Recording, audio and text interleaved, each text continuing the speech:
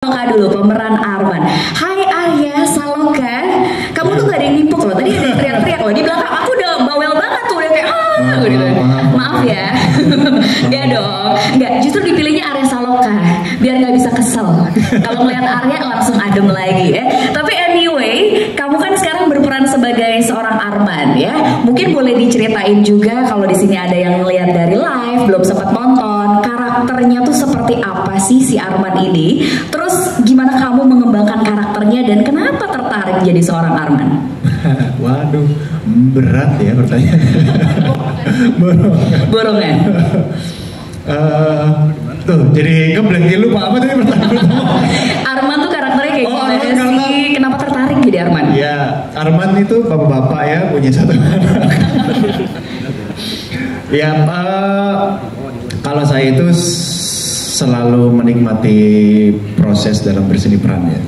Jadi setiap manusia baru, saya ketemu manusia baru, itu banyak pelajaran yang pastinya saya ambil lah ketika menciptakan manusianya. Karena buat saya yang susah itu menciptakan manusia yang benar gitu loh. Itu buat saya susah gitu. Jadi ya kenapa saya tertarik ya karena saya tertarik bertemu dengan manusianya. Saya tertarik bertemu dengan Armannya gitu. Ya salah satunya itu. Terus yang kedua reuni sama Mas Dwi juga. Reuni sama Mbak Adis juga. Jadi pernah apalagi sama Mas Dwi sudah lama sekali kenal, udah kayak kakak saya sendiri. Jadi waktu pas ngobrol diajakin ini, saya bilang, ayo gas aja lah. Why not ya? Seperti itu. Oke, jadi pas diajakin selain ketemu teman lama, ngeliat wah ini karakternya menarik deh seorang Arman ya. Akhirnya hajar dan bertemulah dengan dua cast lainnya yang luar biasa. Tapi di sini ada yang menarik juga ya. Ada pemeran Latifa, Susan Same di sini. Hai Susan, banyak banget loh itu kata-kata dari Latifa yang mengena sekali di hatiku. Kira-kira ketika kamu disodorkan ini loh, kamu akan menjadi seorang Latifa gitu. Apa yang bikin kamu tertarik untuk menjadi seorang Latifa dan karakternya itu seperti apa sih kalau menurut kamu? Agak deg-degan ya mikrofonnya sama Susan Same ya? Oke. Jujur pertama kali aku tahu karakter Latifa ini gak gampang. Kelihatannya kayak gampang, tapi pas dilakuin gak gampang. Karena di posisi itu saat sedang syuting, aku kondisinya belum menikah. Aku tidak tahu rasanya menjadi seperti apa. Dan ditambah ini mempunyai anak yang spesial. Ada di posisi itu tuh buat aku agak susah dan aku benar-benar cari tahu banget gimana sih untuk mendapatkan rasa itu, karena kan kita acting bukan sekedar acting pura-pura, tapi kita harus memberikan rasa juga supaya yang nonton juga sampai rasanya. Dan itu susah karena sering banget aku pas udah di lokasi syuting, aku lagi meranin jadi Latifa ini kan perempuan yang sangat kuat ya. Yes. Tidak mau terlihat bahwa dia ini butuh bantuan dari orang. Dia tidak mau dikasihani. Dan itu sering banget aku pas lagi syuting, aku kebablasan kayak nangis. Terus Mbak Adis kayak, Susan, Latifa kuat. Untung banget Mbak Adis selalu support aku di set. Mbak Adis yang selalu ngerem aku karena nggak gampang jadi Latifa gitu. Kayak ya ampun kok ada gitu posisi seperti ini. Kenapa aku ada di sini? Nggak kebayang kalau jadi Latifa beneran ya gitu ya? Nggak mau, janganlah amit-amit, janganlah. Berat banget sumpah. Jadi buat istrinya Mas Dwi, ya maksudnya membesarkan anak hebat banget. Wow, hebat banget. Buat ibu-ibu di luar sana, walaupun punya anak spesial ataupun tidak spesial, ibu itu luar biasa. Rasanya itu luar biasa. Wow. Dan tentunya jadi sebuah pengalaman yang berharga juga ya buat Susan Salma yang ketika kamu syuting waktu itu kamu belum menikah ya, belum merasakan seperti apa jadi seorang istri, jadi seorang ibu apalagi dengan challenge itu. Tapi kamu berarti melakukan research juga ya waktu itu ya? Iya. Apa aja yang waktu itu dilakukan? Aku nonton di video-video gitu ya di TikTok tuh gimana. Terus aku juga riset dari beberapa film gimana sih gitu. Aku mencoba untuk ngambil rasa-rasa yang ada di karakter-karakter film-film lain gitu. Bukan menirukan karakternya, tapi aku mengambil rasa itu untuk mendapatkan menjadi seorang Latifah itu seperti apa. Oke. Dan sering banyak ngobrol sama Mbak Dis, Mas Dwi, itu membantu banget. Oke, jadi luar biasa ya, research dulu sebelum memerankan sebuah karakter gitu. Apalagi ini karakternya juga sangat-sangat challenging pastinya buat Susan Salma ya. Aku mau beralih dulu nih ke Widya di sini ya. Aku mau bilang dulu kalau wow, you nail it ya sebagai seorang perempuan Widya. Aku melihat Widya tuh langsung wow, ternyata level keikhlasan seorang Widya tuh betul-betul beyond the limit gitu, dan betul-betul membuat kita semua sebagai perempuan ya, aku khususnya aku sebagai perempuan, aku langsung bilang bahwa oh ternyata memang ini adalah perempuan yang sangat hebat ya. Nah kira-kira kalau kamu dapet karakter itu tuh apa yang bikin kamu akhirnya eager untuk oke, aku mau nih berperan menjadi seorang Widya, dan mungkin bisa diceritain apa sih challenge terbesar gitu ya, karena kan tadi kelihatan intens banget tuh seorang Widya, banyak adegan-adegan yang nangis, marah-marah dan lain sebagainya. Selamat sore teman-teman, terima kasih pertanyaannya. Waktu pertama kali diajak meeting sama Mbak Adis, diajak meeting, aku ada project film nih soal orang ketiga, tapi perspektifnya dari orang ketiga. Wah menarik nih Mbak Adis, oke kita meeting. Terus aku ceritain sinopsisnya, ditawarin jadi Widya, terus at the end of the day, maksudnya Widya akhirnya menerima keputusan Arman. Aku kayak, hah kenapa gitu, kayak kok bisa ada manusia seperti malaikat. Gemesnya ada ya, gemes keselnya ada ya. Saat itu agak logikanya nggak akan nyampe ke sana gitu. Terus diceritain, iya karena dia tuh punya history bahwa dia juga punya kakak yang berkebutuhan khusus, yang akhirnya kakaknya berpulang, dan Widya tuh ada rasa bersalah bahwa kakak itu berpulang. Sedikit banyak ada juga andil dari dia karena dia agak lalai di masa lampau, dan dia juga kadang merasa malu punya kakak berkebutuhan khusus itu aku langsung kayak wah nggak bisa nih gitu kan, aku nggak bisa nolak tawaran ini gitu. Ini sangat menarik, sangat challenging, dan pada akhirnya aku mengerti kenapa Widya bisa berbesar hati untuk menerima keputusannya Arman, karena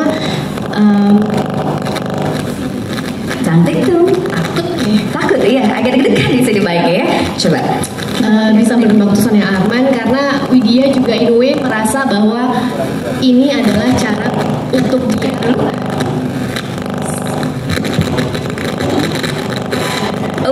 malah tidak bisa ya. Apakah mungkin kita coba semua mikrofon yang ada di sini? cek nggak bisa, aku kasih dulu. Oh, nggak bisa juga. Kamu punya ilmu apa kamu? Berbeda. Tadi aku pakai Tes. Bisa. Aku bisa loh. Ini betul marah.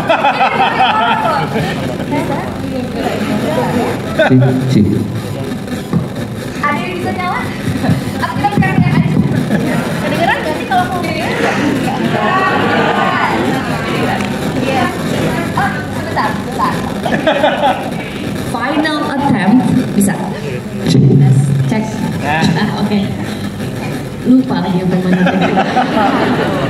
Ya akhirnya menerima. Ya Widya akhirnya melihat ini sebagai ini adalah jalan untuk dia menebus kesalahan di masa lampau gitu. Jadi dia mengira ini adalah pintu surga buat dia gitu. Dan itu yang menarik buat aku. Apa kita tukeran lagi?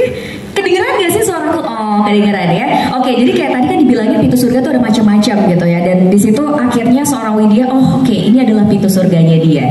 Nah, kalau ngomong ngomongin tentang scene-scene yang intens gitu, terutama kamu nih sama Arman banyak berdebatnya, banyak berantemnya. Itu lumayan ada momen-momen yang membuat aku menahan agar maskara ini tidak luntur ya. Kira-kira gimana sih proses pendalaman peran dan persiapan supaya emosinya tuh bisa dapat? Nanti aku mau nanya Arya juga nih. Jujur syuting sama Arya seru banget sih. Oh ya? Karena kita banyak ngobrol.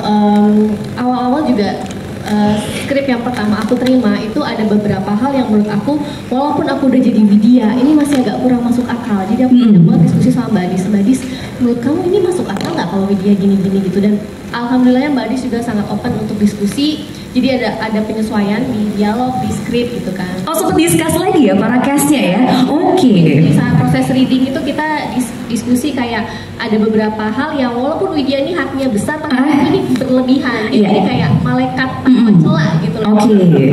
Dan kayaknya nggak ada gitu di real life-nya kayak gini. Kita diskusi sama Mbak Adi, terus aku juga banyak diskusi sama Arya dan dialog yang scene intens tadi itu sebenarnya udah keluar dari skrip ya. Improvisasi jangan-jangan. Pas take tuh kita kayak ya udah feelingnya saat itu gimana. Oke. Arya ngomong apa, aku ininya apa, terus Arya jadi kayak yaudah yang penting intinya bener. Yang penting intinya kita mau sampaikan di scene ini tuh ini gitu. Terus dialog kayak gimana ya udah Arya kasih apa aku makan aku Arya makan gitu. Tapi jadinya feelnya tuh malah aku ngerasanya real gitu loh, nggak scripted. Nggak tahu ya nonton gimana. Iya itu real kok. Aku ikut mau nampar juga soalnya tadi. Ikut emosi juga pas scene itu. Coba Arya. Coba Arya gimana kalau kamu ya ketika ada di scene intens itu apa yang dipersiapkan? Gimana caranya supaya emosinya bisa keluar secara natural? Ya pastinya kita sudah ada diskusi juga ya, ada reading juga kan. Apalagi waktu itu readingnya beda waktu dengan Agla. Oh iya? Agla lagi ada di Wow. Readingnya online luar biasa. Oh my god. Itulah kerennya Agla.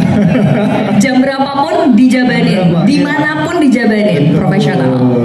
Terus ya karena memang sudah ada diskusi, jadinya ya memang ya kita memang sudah ada kesepakatan aja gitu. Dan memang ada beberapa yang kayak scene yang tadi begitu, ya udah kita mencoba untuk keluarkan rasanya aja gitu. Kayak saya ya sendiri nggak gampang sih untuk ngomong jujur begitu kan, ya ada pasti ada rasa takutnya lah, ada rasa tertekannya begitu ya, apa namanya ya, mencoba jujur aja, jujur dengan karakter tokohnya ya mudah-mudahan sih bisa tersampaikan.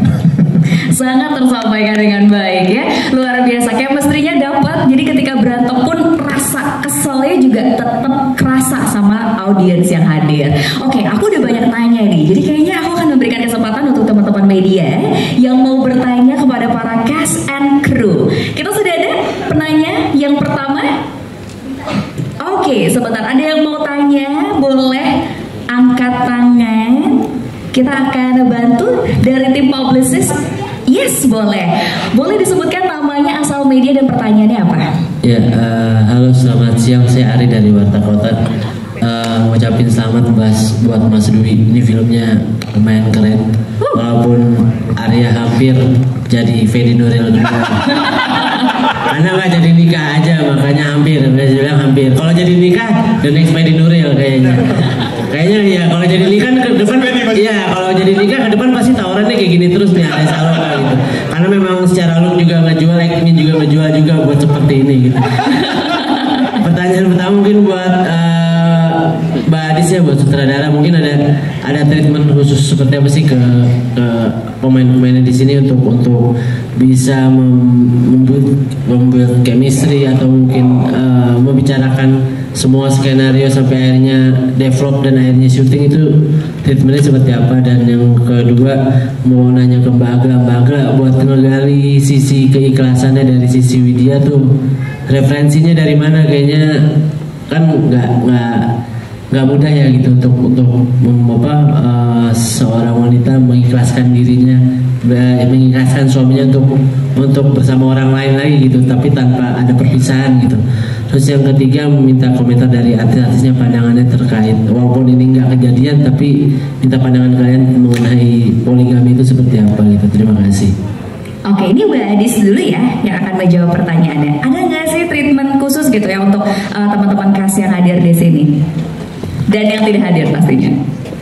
Oke, untuk treatment aku sudah mempercayakan sejak awal.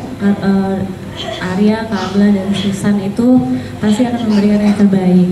Tapi aku sendiri punya rasa kekhawatiran, kegelisahan yang harus aku deliver ke mereka.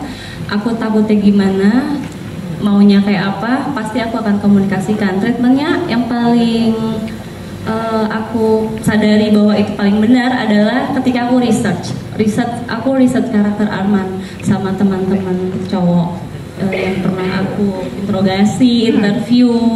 Misalnya kalau udah menikah, mungkin nggak sih ada perasaan kebayang meskipun nggak ada perselingkuhan, tapi kebayang nggak kepikiran mantan terindah atau apa gitu. Aku research gitu. Ada yang sudah move on, ada yang masih ada gitu. Untuk Kak Agla juga sosok media, aku juga research buat teman-teman yang artinya sebenarnya ada yang ikhlas tuh ada kan, aslinya ada yang mau dipoligami itu ada, tapi aku tidak mau maksudnya tidak mau ke arah sana, lebih kayak ternyata manusianya itu ada gitu. Untuk ke Latifah juga yang akan dicap sebagai pelakor ya, karena kan manusia itu kan dilihat dari covernya aja ya, stigma masyarakat, dia nggak tahu apa yang benar-benar terjadi. Treatment khususnya hanya research gitu, termasuk untuk Dandi. Aku sampai research ke sekolah berkebutuhan khusus. Itu ada di Bekasi, jadi aku kayak cek langsung ke sana seperti apa interaksinya mereka. Semoga ada yang datang ya, Ibu Puput dari siapa, ada nggak ya? Ada Ibu Puput. Terima kasih. Dia kepala sekolah yang aku datengin dan aku curhatin gimana sih perkembangan tumbuh kembang anak yang anak special need dari dia lahir di umur sekian rasanya kayak apa, ketika dia tantrum dia tuh maunya apa, karena tantrum itu nggak sembarang tantrum. Tantrum itu bisa rasanya banyak, ada marah, ada sedih, ada kesepian. Itu yang aku riset. Dan ada Mbak Novi juga di sini, temanku yang mengenalkan aku sama Bu Puput. Mbak Novi ini dia mengajar anak-anak special needs tapi yang tingkat kuliah. Jadi ada yang skizo, mohon maaf. Ada yang ini Mbak Novinya ada di sini. Iya. Halo. Dan Mbak Novi juga bawa Gaby nggak? Gaby yang siapa namanya? Anaknya Hai yang special Gaby. needs. Hai Gaby. Dan riset yang paling dekat itu sama anaknya Pak produser Mas Dwi dan Dewa, anak kesayanganku, Abang Dewa sih. Abang Dewa, hai. Nah ini aku ngobrol terus sama dia. Aku merasa gerakan-gerakan Dewa itu aku izin sama Mas Dwi buat aku capture ke Gandhi, dan sehingga aku selalu kenalin sama Gandhi kecil mana? Gandhi kecil nanti kita panggil juga ya. Gandhi. Jadi dia benar-benar ngikutin bukan maunya aku, tapi dia belajar dari kenyataan yang ada dan research. Ketika dia kurang, aku kurang apa. Tuh anak-anak kecil itu juga sama. Jadi semua yang ada di sini karakternya aku by research. Aku nggak berani. Aku bukan Tuhan yang menciptakan karakter ya. Betul. Ya, dan mereka tuh spesial ya. Mereka sangat-sangat spesial. Jadi untuk Gandhi kecil, Gandhi junior, terima kasih ya sudah bekerja research dengan luar biasa. Nah, salah satu yang research juga luar biasa Agla tadi ya. Kira-kira kamu dapat ilham dari mana bisa menemukan sosok seorang Widya yang super ikhlas? Terima kasih Mas Adi pertanyaannya. Untuk karakter Widya ini aku punya buku harian. Jadi aku menulis buku hariannya Widya. Khusus punya Widya, bukan punya Agla ya? Jadi rasa-rasanya Widya, kecurigaan kan bisa dilihat ya di film tuh. Widya tuh awal-awal kayak ngedengerin Arman cerita, Latifah kayak apa sih ini? Terus dia berusaha memproses itu semua. Jadi aku memutuskan, kayaknya Widya butuh tempat cerita, tapi dia tuh masih in denial. Jadi dia nggak bisa cerita itu ke mertuanya, nggak ke temannya, nggak ke siapa-siapa. Jadi buku buku harian itu tempat ceritanya Widya. Binder ya, makanan favorit, minum favorit. Dear diary. Jadi aku bikin buku harian Widya. Dari situ aku berusaha memproses apa yang dirasakan Widya, terus perjalanannya. Maksudnya rasa ikhlas Widya itu kan juga didasari atas rasa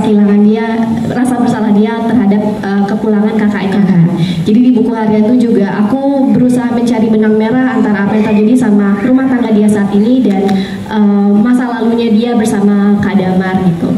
Dan ini sayangnya saat kita mau mulai proses syuting, aku punya sahabat yang kakaknya meninggal dunia. Oke. Jadi dan itu sahabat dekat aku banget. Walaupun meninggalnya bukan karena kesalahan dia, tapi aku melihat bagaimana dia tuh terpukul gitu, hancur banget hatinya kehilangan kakak kandung gitu. Dan itu yang akhirnya aku sekalian riset gimana sih rasanya kehilangan saudara kandung gitu. Dan memang itu kehidupan tuh tidak pernah sama lagi buat dia gitu. Makanya itu yang akhirnya aku jadikan dasar, apalagi kalau itu disebabkan oleh kesalahan kita juga ya. Jadi itulah yang akhirnya membuat aku menemukan karakter Widya. Itu Mas Adi. Oh wow, luar biasa ya. Jadi metode pendalaman karakternya juga bisa bikin diary ya ternyata ya.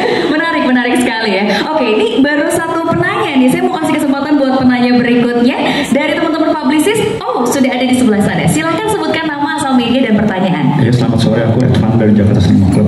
Mau nanya untuk sutradaranya, berapa lama sih riset di sekolah spesialnet itu?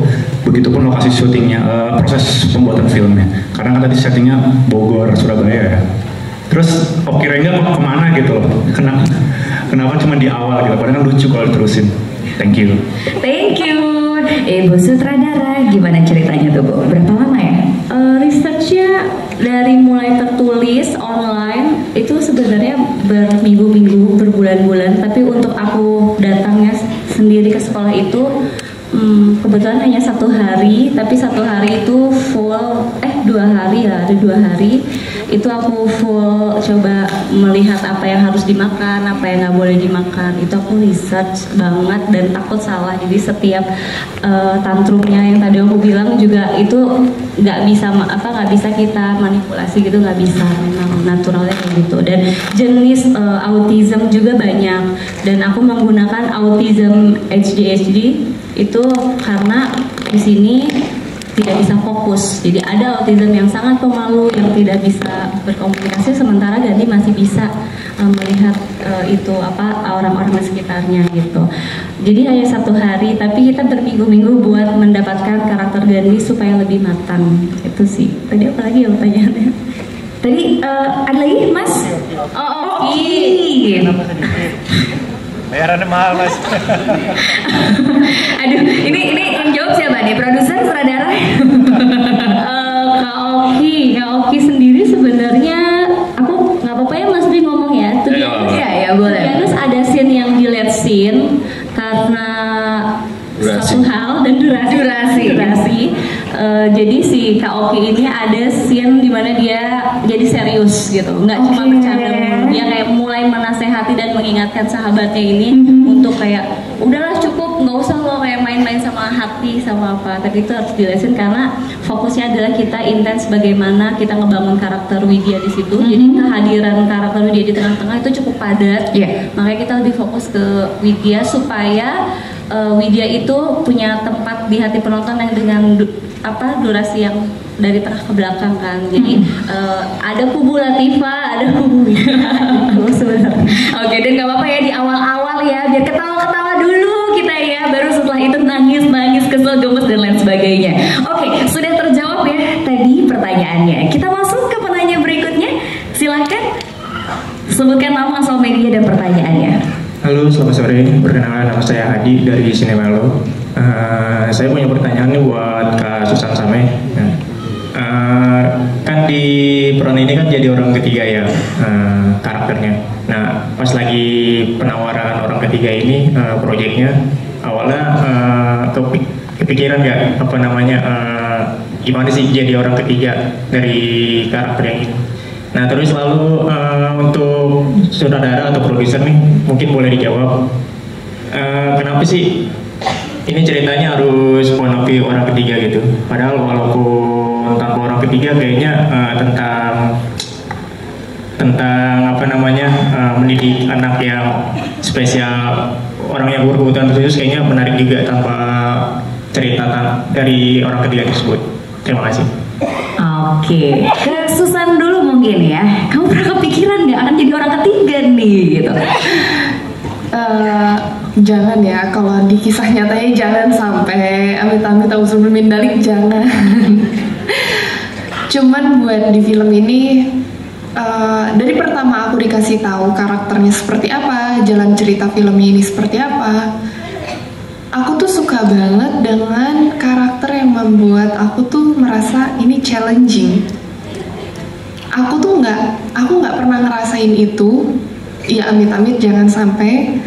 Dan aku juga pada saat itu belum nikah, sama seperti yang tadi aku bilang. Jadi buat aku ini agak sulit.